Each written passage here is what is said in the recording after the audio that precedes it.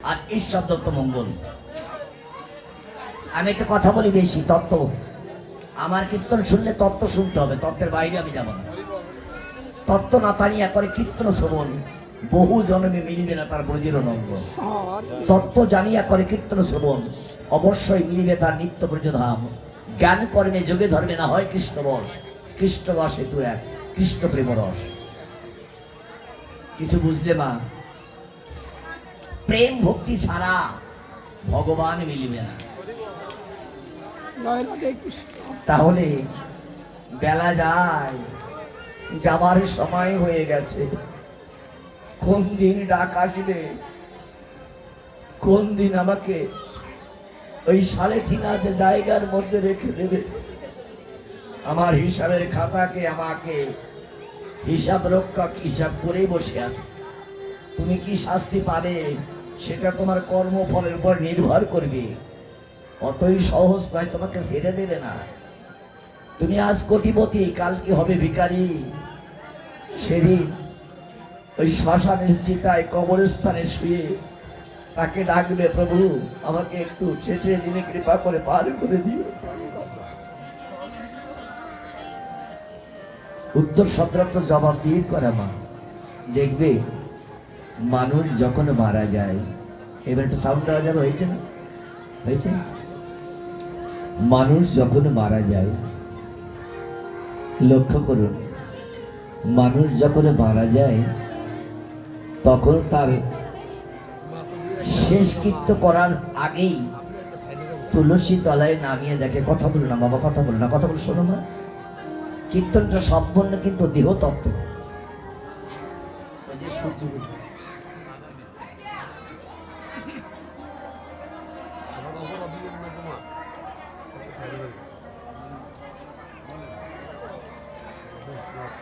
যা আছে বিশ্ব ব্রহ্মাণ্ডে তা আছে দেহ নয়। যেদিন উত্তরাগস্ট হবে সেদিন আমাকে আর কেউ রাখবে না সংসার। আমাকে সাজিয়ে দেবে তুলসী তলায়, তুলসী তলায় সাজিয়ে দিয়ে আমার মুখটা ফিরিয়ে রাখবে উত্তর দিকে। মা,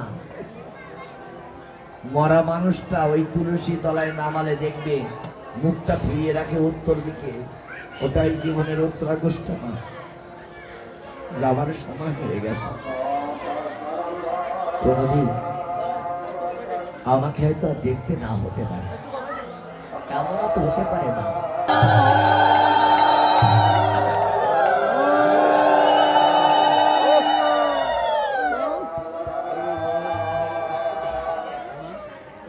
আমার গৌর কিশোর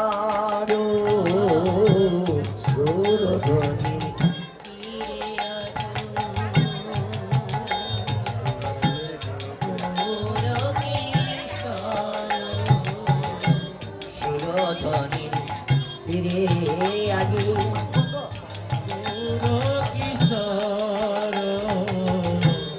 সহচর আনন্দে বিভার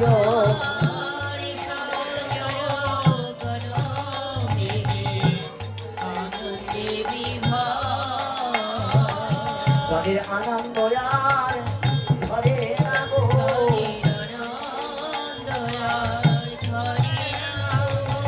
আজ বৈষ্ণব সঙ্গ করবে বলে তাদের আনন্দ আর ধরে না গো। এই বৈষ্ণব সঙ্গ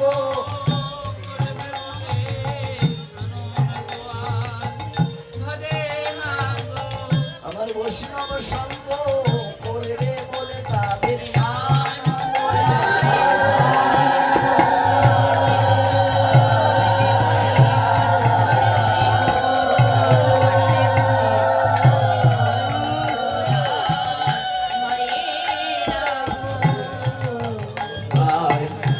সহচর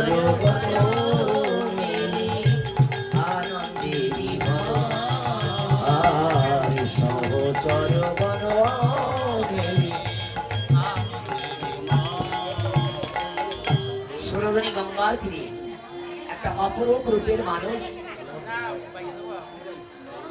দুটি হেমদণ্ড বাহু তুলে আসছে, দুটি হেমদণ্ড বাহু তুলে হরিনাম গাইছে। কেন? একবার নামে যত বা কথাগুলো শুনবে মা। সিঁদুর মেখেছো কেন মা? কে তোমায় মাখিয়েছে? আর কোনদিন মাখবে না। এখন তো আর কীর্তন হয় না, হয় কীর্তন। কীর্তনে তো চ্যাপ্টার জানে না। আর সূর্য পূজা হয়েছে, খানিকটা শ্রাদ্ধের সিঁদুর মেখে বসে থাকা। সিঁদুর মাখলে যেন ভগবানের জন্য এখন স্বামীর মঙ্গল হবে। স্বামীর মঙ্গল হবে। আমি যদি বলি স্বামীর অমঙ্গল হবে, এই সিঁদুরটা পড়ছে না মাটিতে, তুমি হাতে দিয়ে মাখছো, মাখছো না? আর সিঁদুর যদি মাটিতে পড়ে তাহলে মঙ্গল হয় না অমঙ্গল হয়? এবার যদি বলেন দাদা, আরে তোমরা তো বলো যে সিঁদুর মাখো, সিঁদুর মাখার কথা বলে না, সিঁদুর পরো গো। কোথায়? কপালে, গালে মুখে নহে, পাছায় নাহে, মাথায় নহে, স্মৃতিতে। আর সূর্য পূজায় কখনো সিঁদুর খেলা হয় নাই। আপনি গ্রন্থ দেখান, দেখবেন গ্রন্থে লেখা আছে ভগবান শ্রীকৃষ্ণ রাধারানীকে নিয়ে সিঁদুর খেলা করে নাই, করেছিল কি খেলা? আবির খেলা, রং খেলা। সেটা রং না পেয়ে এখন ওই আমার একটা কথা মনে পড়ে গেছে, একজন ওই বৌমা, খুব সুন্দর বৌমা, বৌমা বোঝেন তো, ছেলে বিয়ে দিলে কি হয়? বৌমা, বৌমা, বৌমা ফাটিয়েছে। বৌমার একটু দেখতে শুনতে ভালো, তোমাদের কথা বলিনি, তোমরা ভালো। এখন বৌমার দেখতে ভালো, পরিষ্কার। এখন বৌমার শ্বশুর বলছে, মা তোমার তো কত কষ্ট করে আমি নিয়ে এলাম। বলে হ্যাঁ বাবা, বিনা পয়সা। বলে হ্যাঁ, আমার রূপচাঁদক বিনা পয়সা নিয়ে আনবে। বলছে বৌমা তুমি কাজ জানো? বলে হ্যাঁ, আপনি যা বলবেন তাই করে দেবো। শ্বশুর মনে মনে চিন্তা করছে, যেমন দেখতে তেমন বোধহয় রূপ, তেমন বোধহয় তার গুণ। এখন বাজারতে একটা পাতাকপি, বাঁধাকপি, বাঁধাকপি চেনেন? হ্যাঁ, বড়।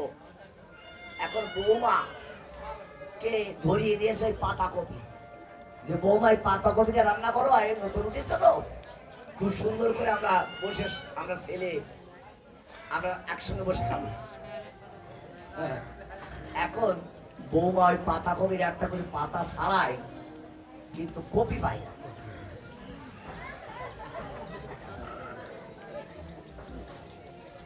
মনে মনে চিন্তা করছে, আমার শ্বশুর বয়স হয়েছে তো, ব্রেনের সমস্যা। আমার বাবা ওলকপি নিয়ে আসে, পাতার মধ্যে কপি থাকে, ফুলকপি পাতার মধ্যে থাকে, পাই, কিন্তু পাতাকপি এর মধ্যে কপি কই? শুধু পাতার কারি। এখন ওই পাতা বেশ করে গরু দিয়ে দিয়েছে। যেই গরু দিয়েছে, গরু বেশ কায়দা করে নতুন পাতাকপি তো কর্মার করে খাচ্ছে।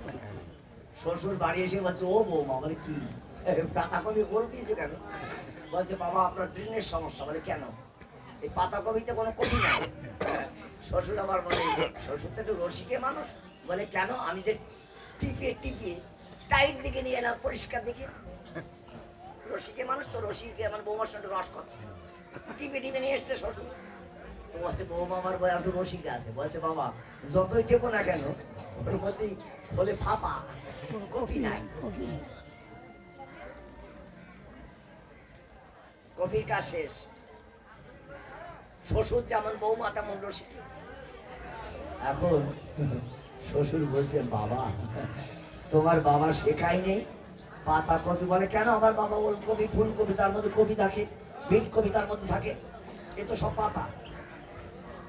তো বলছে পাতা কপির পাতা রান্না করতে তোমার বাবা শেখায়নি। এখন যা আমার মতো যা কীর্তনিয়াম, মানে মাল উঠেছে, ডিজে, তখন দেখবেন আসলে ডিজে বাজবে, আরে কি গান হচ্ছে, ভক্তির কোনো বালাই নেই। আর কিছুদিন পরে খোল করতাল থাকবে না, আমি কথা আসলে বলে গেলাম। এই খোল করতাল থাকবে না, ওই যে প্যাড উঠবে না, এরকম ঠুস ঠাস ঠুস একটু বাড়ি মারবে, কীর্তন চলে যাবে। ক্রিটিক্যাল হবে কিন্তু, কিন্তু যারা ভক্তি জগতের মানুষ তারা শুনবে না, তারা উঠে হাঁটতে দেবে। আর যারা অভক্তি তারা বসে বসে ওই ডিজে দেখবে, আর দুটো বাহুদুর যখন নাচবে তাই দেখবে। ও বাবা রে, জয় রাধে। ওর না থাকলে চৈতন্য প্রভু আসবে না। হ্যাঁ, আসবে না। বল না থাকলে চৈতন্য আসবে না। না, কিন্তু চৈতন্য তো এসে গেছে আমাদের। না। কেন চৈতন্য হয়নি? আসলে কি আমার মধ্যে তো আসছে না। ওই আসবে কি করে, যে ডিজে বাজতে শুরু করেছে আসে। তাহলে সুরধনী গঙ্গার দিকে মহাপ্রভু হরিনামের খেলা খেলছে। খেলতে খেলতে লক্ষ্য করলেন বেলা নাই। প্রভু বললেন, ওরে কলির পাপাচ্ছন্ন দিন, ওরে কলির সড়ক ভোলা দিয়ে একবার একবার হরিমোল বল, একবার নামে যত পাপ হরি, জীবের সাধ্য নিয়ে জীব তত পাপ করে। আবার কোটি কল্প বা নাম করলেও জীব মুক্তি পায় না।